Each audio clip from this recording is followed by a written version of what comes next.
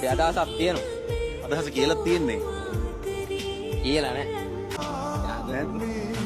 මොකද්ද ඔයාගේ නම? නිලුෂා.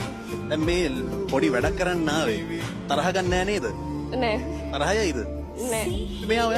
මෙයාට කියන්න දෙයක් තියෙනවලු. හරිද?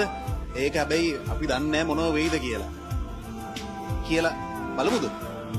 හරි ඔයා මොකක් හරි කියන්නේ ඉතින් ඔයාට දැන් කියන්න දෙයක් තියෙනවා කිව්වනේ මං කිව්වේ මගෙත් එක්ක කතා වෙලා කිසි බයක් නැතුව කියමු කියලා. පොඩි කැමැත්තක් තියෙනවා මෙයාගේ. ඔයා මොකද කියන්නේ? හිතලා බලන්න ඕනේ. දැන් මෙච්චර කල් දැනිලා නැද්ද ඒක? දැයිලා තියෙනවා.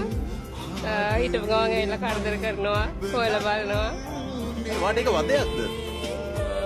වදයක් වුණාට ආදරේ හිතන හින්දා වදයක් නෙවෙයි වගේ. මොකද හිතන්නේ? ඈ? මොකද සතුටුයිද? සතුටුයි. මොකටද සතුටු ඔයාට? එයාටත් මං ගැන ආදරයක් දැනලා තියෙනවද?